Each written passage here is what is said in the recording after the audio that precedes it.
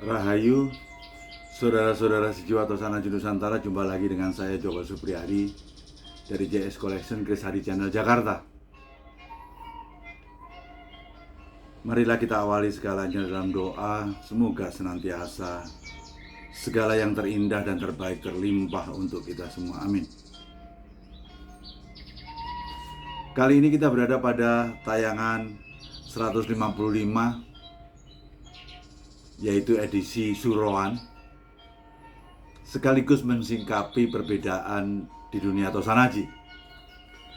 Kita akan review pusaka personal saya, ada 4, nomor 29, nomor 700, 7515, 7516, 7517, dan 2 pusaka lainnya nomor 7512 dan 7510. Rasanya ingin menjelang Suroan membuat suatu vlog, namun apa daya kesibukan yang sangat luar biasa.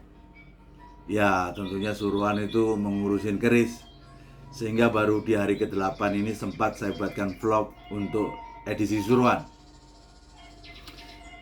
Kita tahu Suro kemarin dalam hitungan Masehi bertanggal 30 Juli 2022. Di kalender Islam 1 Muharram 1444. Kalender Jawa yaitu 1 Suro 1956. Bagi orang Islam dan Jawa, 1 Suro 1 Muharram diperingati sebagai tahun baru. Tidakkah kita tahu persamaan itu diawali dengan inisiatif Sultan Agung untuk menyatukan perbedaan antara Hindu, Jawa, dan Islam ke dalam satu kalender yang sama, sehingga pada saat itu tahun Saka masih tahun 1555 dan tahun Masehinya adalah 1633, tepatnya 8 Juli bersama dengan 1 Muharram 1043. Saat itulah dinyatakan kalender Jawa menjadi 1 Suro. Kalau kita bicara tentang masalah perbedaan tentang semuanya tadi, ya kita sama-sama tahu dasarnya adalah sebuah yang terkait dengan ego manusia. Bagaimana Masehi melihat fokusnya ke perputaran bumi terhadap matahari, namun kalender Hijriah bicara tentang bulan mengitari bumi, sehingga sudut pandang acuannya berbeda. Dia memang sengaja membuat sesuatu perbedaan, ya karena memang merasa penting saat itu untuk berbeda. Dan akhirnya ketika kita tahu di India pun juga melakukan sesuatu perbedaan serupa, mencoba mengkombinasikan dasar bumi mengitari bumi, matahari, dan bulan mengitari bumi dijadikan satu menjadi tahun Saka, yang akhirnya karena India, khususnya dari India Selatan Hindu, banyak mempengaruhi warna Hindu yang ada di Nusantara, akhirnya kebawalah tahun Saka ke Nusantara. Jadi buat saya sedikit sejarah saja agar kita memahami. Yang penting kan ini adalah suatu yang kita sebut dengan tahun baru. Apapun itu tahun barunya, saat yang tepat buat kita untuk beresolusi untuk sebuah perbaikan. Untuk itu saya mengajak, marilah kita selalu bertindak dalam ketulusan, bekerja dalam kepasrahan, bersabar bersama aliran sang waktu, dan ikhlas dalam penerimaan. Ketika kita berhasil mencapai semua rupa kekosongan batin ini, saya yakin kita akan mengerti diri sejati. Kalau kita bicara tentang masalah penanggalan aja udah ada sesuatu perbedaan, bagaimana dengan Tosanaji? Pasti lebih mengalami sesuatu perbedaan. Biasanya kalau di Suro itu topik utama adalah berkaitan dengan pembersihan pusoko. Saya hanya ingin mengajak semuanya di dalam menyikapi perbedaan. Perbedaan itu indah, saudara. Boleh kita punya suatu keyakinan, kita yakini seutuhnya secara pribadi. Namun dalam berhubungan dengan sesama dibutuhkan rasa toleransi, karena perbedaan itu tidak ada, selalu ada. Sehingga kalau kita melihat tentang masalah penjamasan pusoko, saya pikir itu dikaitkan dengan masalah keyakinan pribadi saja. Anda memandang keris dari sisi mana? Kalau cara pandang Anda yang pertama adalah memandang isi keris itu adalah isinya doa, akan berbeda ketika kita melihat keris itu isinya kodam. Sehingga kalau kita bicara tentang masalah isinya doa, saya yakin pembersihan itu adalah disesuaikan dengan kebutuhannya keris. Misalnya, ini keris personal saya yang nomor 29, maaf tidak ada di website yang personal. Inilah yang saya sering sebutkan keris setengah jadi. Kalau jarang dibuka dan dilihat, keris itu sangat luar biasa bersihnya. Apakah kita harus bersihkan lagi dengan warangan yang kita tahu warangan itu mengikis sebagian permukaan daripada bilah? Kalau menurut saya, membersihkan pusoko itu mengikuti kehendak sang keris. Kalau kerisnya sudah karatan, ya itu waktunya dibersihkan. Tapi kalau di Suroan kok masih bersih, rasanya cukup diminyain aja sudah cukup. Kalau Anda punya keyakinan itu harus dijamas, ya monggo, karena perbedaan itu adalah indah.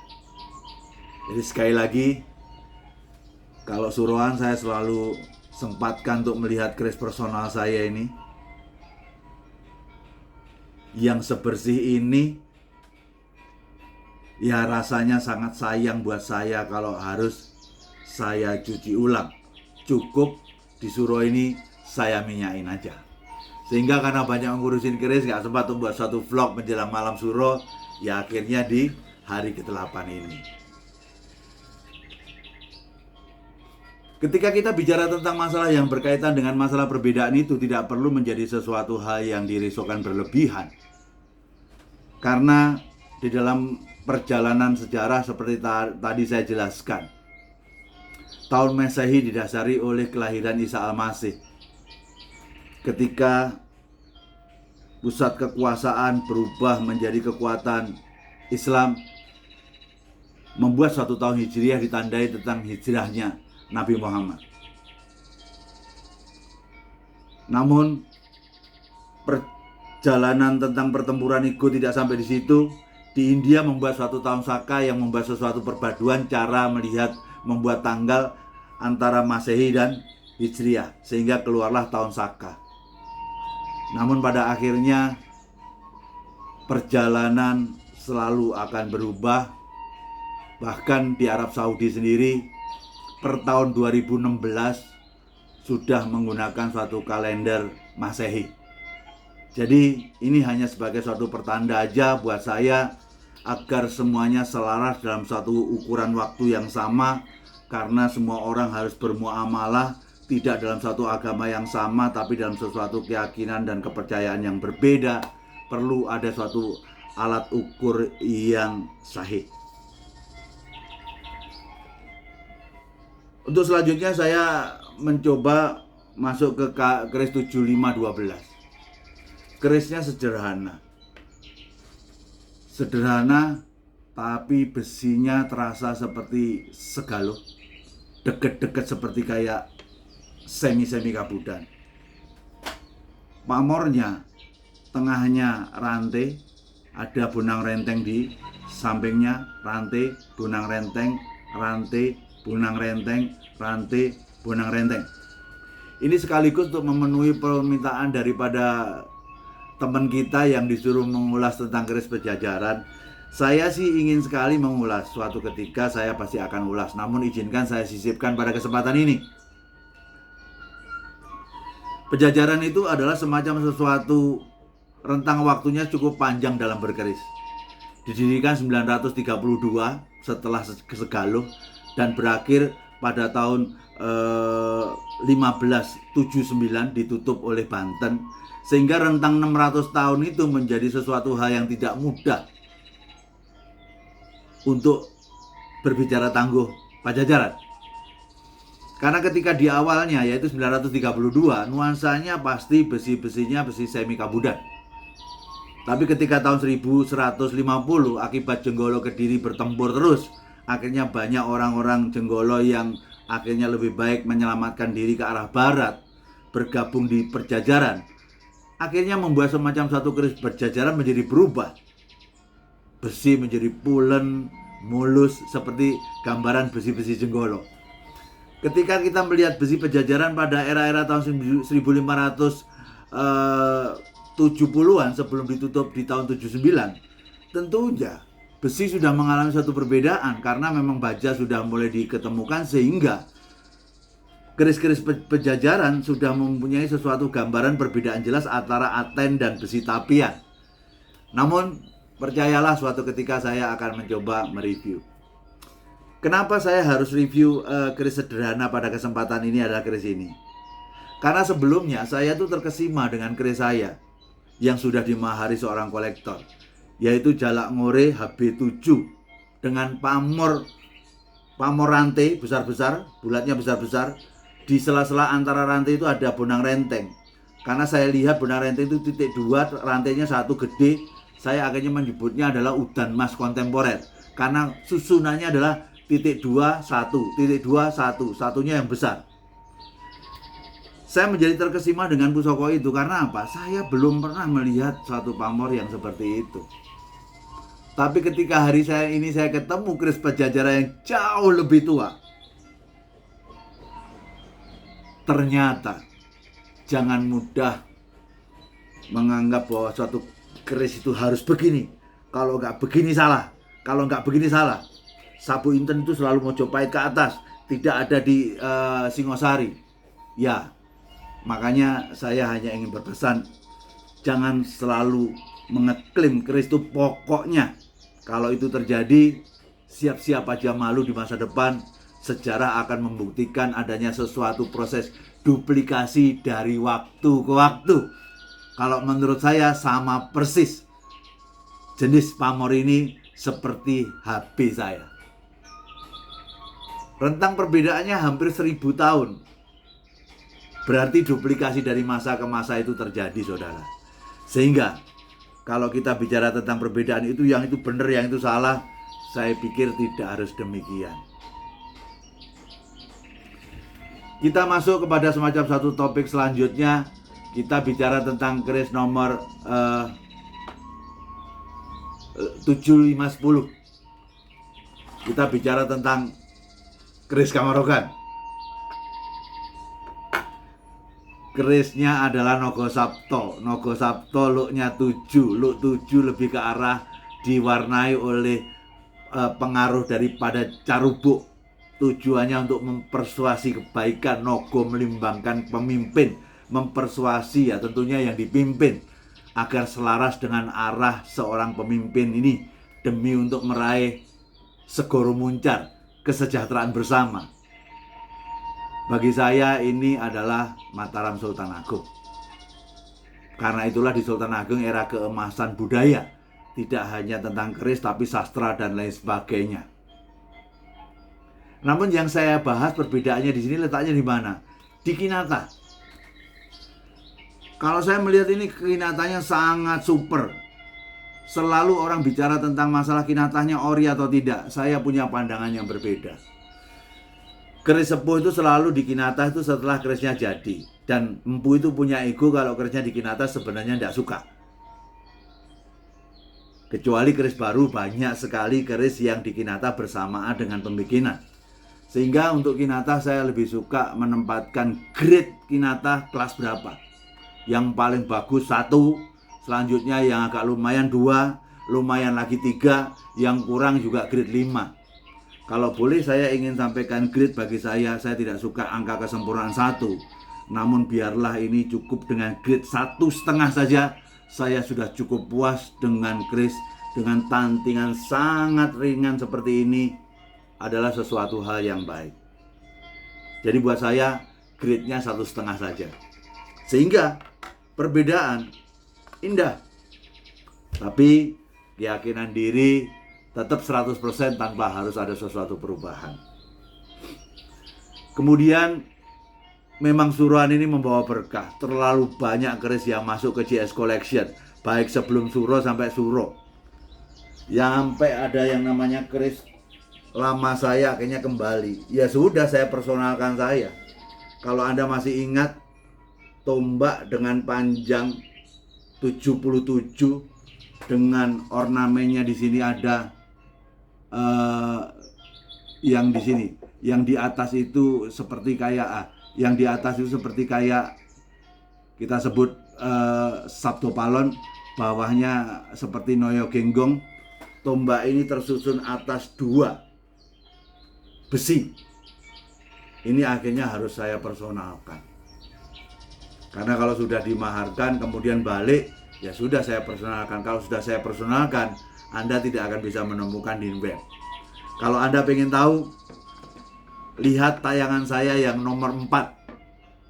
Tayangan saya nomor 4 detail membahas tombak Ki Sabdo Palon Noyo Genggong berserta historisnya di tayangan keempat. Dan tidak kalah menarik, akhirnya di suruhan ini kembalinya tentang sepasang patrem yang sangat luar biasa. Bagaimana tidak luar biasa, dengan rangka seotentik ini saya melihat di bawahnya Surya Mojopahit atau saya sebut Dewata Nawasanga yang merupakan suatu pemahaman tentang Hindu di bawah sini. Dia ditaruh di pantat, sementara di atas itu terukir di hulu surah Afat ayat 1. Saya sudah melihat adanya suatu rasa di mana inilah suatu pusaka artefak perpindahan kekuasaan dari era Hindu ke Islam, khususnya di tanah Jawa. Lah, begitu kita lihat jelas, wah, keris ini ternyata berbesi Mojopahit dengan gandik yang sangat lugas lafaz Allah. Dan tidak hanya itu, akhirnya dibabar putranya di era Demak karena besinya lebih kasar dikit, namun lebih tegas. Di sini pada pijetan ini ada lafaz Allah yang dibuat di pijetan, dan ada beberapa tentang sandi ini dengan garap yang sama. Kerisnya ya saya pikir model-model yang kita sebut dengan kalamisani, namun secara gandiknya gandik berlafaz. Dan setelah kita lihat di sini ada tulisan Arab juga, Pangeran Jimat. Inilah sesuatu cerita yang saya coba pahamin, bahwa Pangeran Jimat adalah Sunan Prawoto, suaminya Kalinyamat yang meninggal dibunuh oleh Haryo Penangsang. Yang pada akhir ceritanya, setelah perpindahan kekuasaan itu, keris yang asli ini, yang awal dipegang oleh Sunan Kudus, ini adalah keris yang ditujukan untuk Sunan Prawoto. Bagi saya, kedua keris ini adalah merupakan suatu keris artefak yang menandai perpindahan kekuasaan dari Hindu ke Islam. Kita sama-sama tahu tahun 2004 itu adalah tahun pemilu, pilkada. Semua orang berharap pemindahan kekuasaan itu pindah ke dia. Namun menurut saya, untuk memindahkan kekuasaan itu dibutuhkan sesuatu power yang kuat. Dan pusaka ini telah terbukti menjadi semacam suatu saksi perpindahan kekuasaan dari Hindu ke Islam. Siapa tahu secara power pusoko sepasang ini sangat kuat energinya untuk bisa memberikan sesuatu dorongan menuju suatu perpindahan kekuasaan. Wallahu alam. Jadi saudara Sesiota Sanaji yang kami muliakan, intinya perbedaan itu selalu ada dalam perjalanan Tosanaji. Namun ya, mari kita berusaha bijak untuk memandang perbedaan itu indah. Satu hal lagi yang saya ingin sampaikan, keris itu bukan senjata untuk membunuh orang lain, tapi untuk membunuh diri kita sendiri. Bagian mana? Bagian ego kita. Ego itu terkait dengan pikiran. Di sini ada rasa senang, di sini ada rasa bahagia. Senang rasanya mirip, namun beda.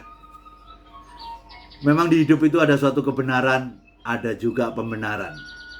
Pada akhirnya kebenaranlah yang menang.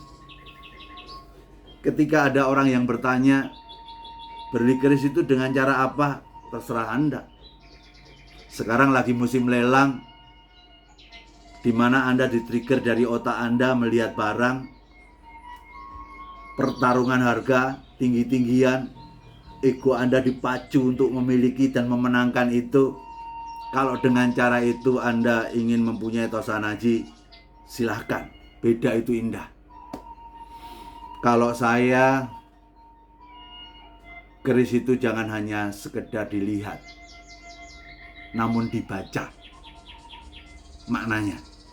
Dan keris itu jangan sekedar dianalisa, namun dirasa.